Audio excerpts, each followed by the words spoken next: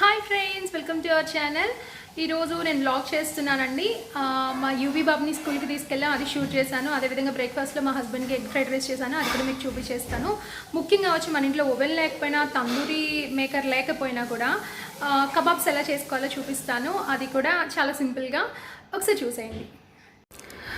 First అయితే నేను చికెన్ని మ్యారినేట్ చేసేసుకుంటున్నాను అండి. ఒక హాఫ్ కేజీ చికెన్ తీసుకున్నాను, బోన్లెస్. ఇక్కడ 1-2 బోన్స్ ఉంటాయి. పుదీనా తీసుకున్నాను. బాబాయ్ పుదీనా ఒక కట్ట 20 రూపాయలంట. సో పొదుపుగా దాచేద్దాం, సగమే వాడుతున్నాను, మిగతా సగం కవర్లో పెట్టేశాను. మనం చక్కగా పుదీనా ఆకులు ఒలిచేసుకొని 2-3 సార్లు వాష్ చేసుకొని మిక్సీ జార్లో పెట్టేస్తున్నాను.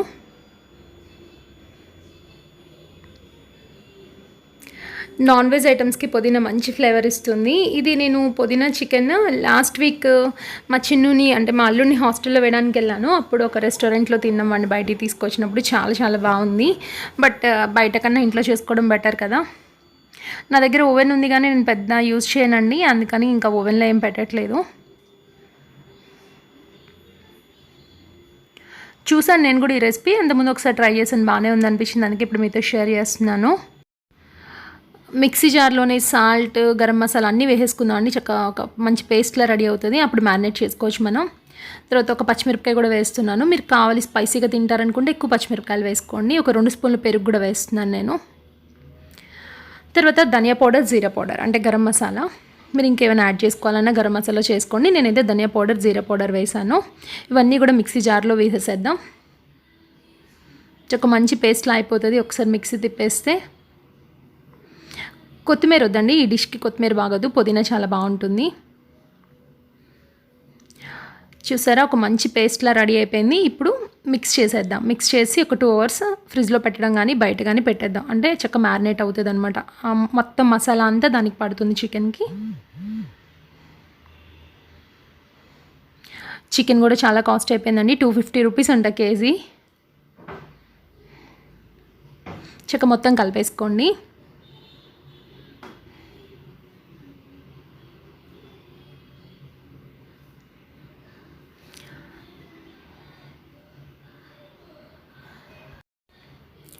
ప్రతిరోజు కూడా మనం ప్రతి పూట అన్నమే తినాలి, టిఫిన్ తినాలి అని పక్కన పెట్టేసేయండి. ఇప్పుడు ఇది తినాలనుకున్నారు, హ్యాపీగా ఇది తినేసేయండి, మీరు ఏం లావ్ అవ్వరు. కానీ దీంతోపాటు అన్నం తినేస్తే లావ్ అయిపోతారు.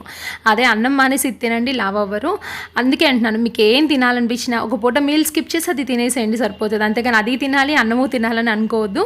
ఓకే, దీన్ని పక్కన పెట్టేసేద్దాం ఒక 2 గంటల పాటు. నేనైతే ఫ్రిడ్జ్లో పెట్టేస్తున్నాను. ఇష్టపడిన వాళ్ళు బయట ఉంచేసినా చక్కగా మ్యారినేట్ అయిపోతుంది. యువిని స్కూల్కి తీసుకెళ్తున్నాను. మామూలుగా అయితే బస్ వస్తుంది, కానీ మార్నింగ్ పూట మేమే తీసుకెళ్ళి దింపేస్తాం. వీలుంటే నేను కూడా వెళ్తాను ఆయనతో పాటు కార్లో. లేదు అంటే కనుక వాళ్ళు వెళ్ళిపోతారు. వచ్చేటప్పుడు బస్సులో వచ్చేస్తాడు వాడు. ధైర్య చూసారా ఎలా రెడీ అయిపోయాడో. స్కూల్కి వెళ్తున్నాడు అన్న అని చెప్పామంటే చాలు, ఇంకా మనకన్నా ముందు పరుగులు పెట్టేస్తాడు వాడు. మేము స్కూల్కి వెళ్తున్నాం. తెలుసు కదండి, పెదకాకాని, ఇది గుంటూరు జిల్లా పెదకాకాని. ధైర్య బాబు అస్సలు డ్రైవ్ చేయనివ్వడు, హారన్ నొక్కిస్తాడు, కింద గేర్ పట్టేసుకుంటాడు అస్సలు. కానీ ఆయన కోపిక ఎక్కువే, ఒళ్ళో కూర్చోబెట్టుకొని డ్రైవ్ చేస్తారు ఆయన. నేను ఒక్క 2 kgs పెరిగాను, ఎందుకంటే బెడ్ రెస్ట్ తీసుకున్నాను కదా ఒక 4 రోజులు. ఇది తెలుసా మీకు, విజయవాడ వెళ్ళే రూట్ అనమాట. చాలా బాగా డెవలప్ చేశారు. ఇలా స్ట్రైట్ వెళ్ళిపోతే ఇది పెదకాకని చివరి అనమాట. ఇలా స్ట్రైట్కి వెళ్ళిపోయామనుకోండి, పైనుంచి వెళ్తే విజయవాడ వెళ్ళిపోవచ్చు, కింద నుంచి అయితే అన్ని ఊళ్ళో వస్తాయన్నమాట. కాజా, చిన్న కాకాని అన్నీ కూడా.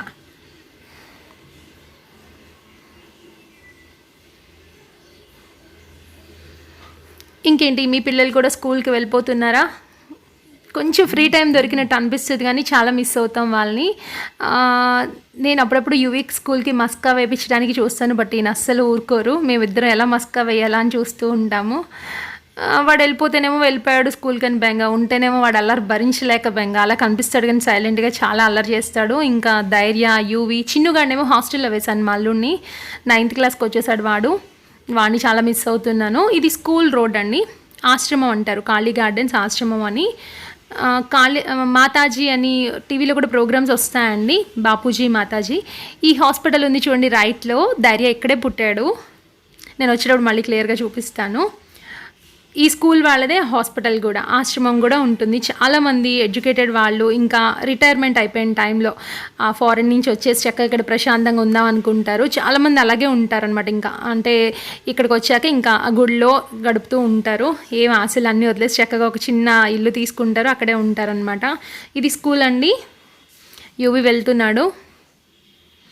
ఇంకా యూనిఫామ్స్ రాలేదు వాళ్ళ స్కూల్లో, ఈరోజు వచ్చినట్టున్నాయి. వెళ్ళి తీసుకోవాలి మధ్యాహ్నం వెళ్ళి. ఇదివరకు నేనే మధ్యాహ్నం డైలీ వెళ్ళి పెట్టేసి వచ్చేదాన్ని. బట్ యూట్యూబ్ పెట్టాక ఈ గ్రూప్స్ స్టార్ట్ అయ్యాక అసలు నాకు ఖాళీ ఉండట్లేదు. సో మార్నింగే పెట్టేస్తున్నాను బాక్స్. సరిగ్గా తినడు వాడు, వచ్చాక ఇంకా మళ్ళీ తినిపించుకోవడమే. మళ్ళీ మేము బ్యాక్ అయిపోయామండి. ఇదే చెప్పాను కదా ఇందాక, హాస్పిటల్ అనమాట. ధైర్య బాబు ఇక్కడే పుట్టాడు. చాలా కేరింగ్గా చూసారండి. నేను అప్పుడు డయాబెటిక్ థైరాయిడ్ కూడా ఉంది కదా, చాలా కేర్ తీసుకున్నారు. వాడు బాక్స్లో కూడా పెట్టారు, చాలా బాగా చూసుకున్నారు. ఇది గోశాల అండి, ఇది కూడా ఆశ్రమం తరపునే గోశాల అనమాట. ఇంత ప్రశాంతంగా అనిపిస్తుంది. మొత్తం చెట్లు ఉంటాయి, బట్ పాములు కూడా ఉంటాయి.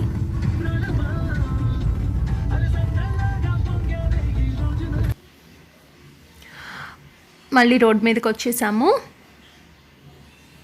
ఇదివరకు చాలా యాక్సిడెంట్స్ జరిగాయండి. ఇది డెవలప్మెంట్ జరగకముందు ఎన్ని యాక్సిడెంట్స్ జరిగాయో. కాకని అంటే రోజు ఒకళ్ళు ఇద్దరు టప కట్టేయడం అనమాట. పాపం అలా ఉండేది.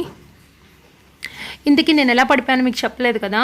సరే ఆగండి ఒకసారి. ఇక్కడ కనిపిస్తుంది చూడండి బ్లూ కలర్లో బోర్డు, అది వచ్చి శంకర్ ఐ ఆసుపత్రి అండి. మీకు వినే ఉంటారు, దగ్గరలో ఉన్న వాళ్ళకి తెలిసే ఉంటుంది. చాలా ఫేమస్, శంకర్ నేత్రాలయం అంటారు. చాలా చోట్ల ఉంటుంది, చెన్నైలో అలా ఉంటుంది కదా, ఇక్కడ కూడా పెదకాకనిలో చాలామంది ఇక్కడే జాబ్ చేస్తూ ఉంటారండి. చాలామందికి ఆపర్చునిటీస్ ఉన్నాయి. ఆ అమ్మాయిలు అయితే చక్కగా హ్యాపీగా ఇక్కడ జాబ్ చేస్తారు. అక్కడే లోపల ఒక చిన్న టెంపుల్ కూడా ఉంది, గుడి.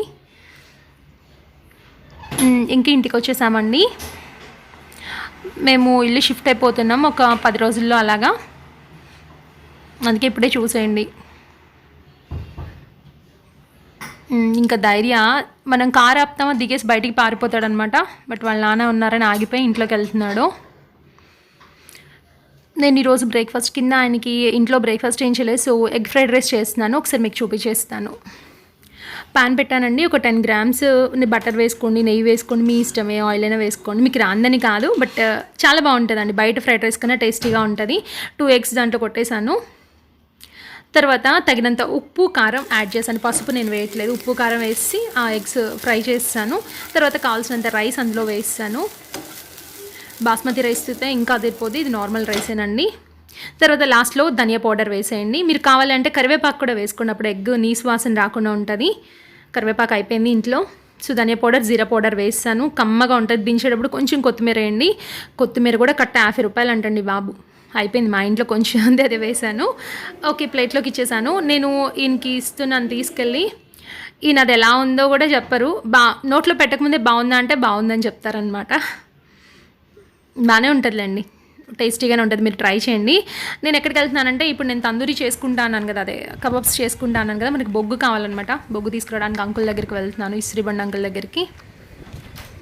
అంకుల్ బొగ్గులు కొంచెం బొగ్గులు ఇచ్చేసారు నాకు. డబ్బులు ఇచ్చి తీసుకోవాలి, ఊరికే తీసుకోకూడదు. 20 రూపీస్వి తీసుకున్నాను. ప్యాన్ పెట్టేసుకున్నా అండి. 10 గ్రామ్స్ నెయ్యి కానీ బటర్ కానీ వేసుకోండి. చాలా తక్కువ ఆయిల్ పడుతుంది కబాబ్స్కి. అంటే ఆయిల్ తక్కువగా చక్కగా మంచిగా నచ్చిన డిష్ తినేయచ్చు మనం. అదంతా స్ప్రెడ్ చేస్తున్నాను నెయ్యిని.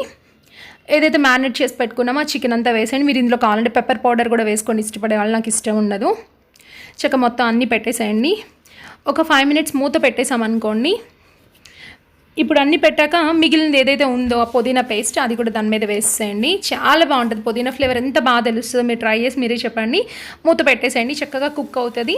ఒకసారి మధ్యలో మూత తీసి చూస్తే మనం పెరుగు వేసాము, అందులోంచి వాటర్ వస్తుంది, చికెన్ నుంచి వాటర్ వస్తుంది కదా, చక్కగా మంచిగా ఇలా వాటర్ కుక్ అవుతూ ఉంటుంది. తర్వాత సిమ్లో పెట్టేసి అలా మూత పెట్టి ఉంచాము అంటే ఇలా రెడీ అయిపోయింది. కానీ మనకి తందూరి టేస్ట్ రావాలంటే బొగ్గు ఒకటి ముక్క కాల్చేసేయండి. అచ్చం బయట తందూరి కబాబ్స్ ఎలా ఉంటాయి బొగ్గుల మీద కాల్చినవి అలాగే ఉంటుందండి టేస్ట్. అది ఒక గ్లాస్లో వేసేసి దాని మీద కొంచెం బటర్ కానీ ఆయిల్ కానీ ఏదైనా వేసేసేయండి. అలా స్మోక్ వస్తుంది. ఇప్పుడు అదేదైతే ప్యాన్ ఉందో ప్యాన్ పెట్టేసి మళ్ళీ మూత పెట్టేయండి. చక్కగా పొగంతా మొత్తం ఒక 10 నిమిషాల పాటు అలా ఉంచేసారంటే స్టవ్ ఆఫ్ చేసి చక్కగా రెడీ అయిపోతుంది. అచ్చంగా మనం బొగ్గుల మీద కాల్చుకున్న కబాబ్లానే ఉంటుంది. టేస్ట్ చేసి నాకు కామెంట్స్లో చెప్పండి, ట్రై చేసి. ఈరోజు నాకు నచ్చిన ఒక సాంగ్ కొంచెం పాడతాను, కామెంట్స్లో మీకు నచ్చిన సాంగ్ ఏంటని చెప్పండి. మామ చందమామ వినరావా మా కదా, వింటే మనసు ఉంటే కలిసేవు మా జత, మామా చందమామ. ఓకే ఫ్రెండ్స్, ఈ వ్లాగ్ మీకు నచ్చినట్లయితే నాకు కామెంట్ చేయండి, లైక్ చేయండి, షేర్ చేయండి, సబ్స్క్రైబ్ చేసుకోండి. ఇంకో మంచి వీడియోతో మళ్ళీ కలుద్దాం. బాయ్ అండి.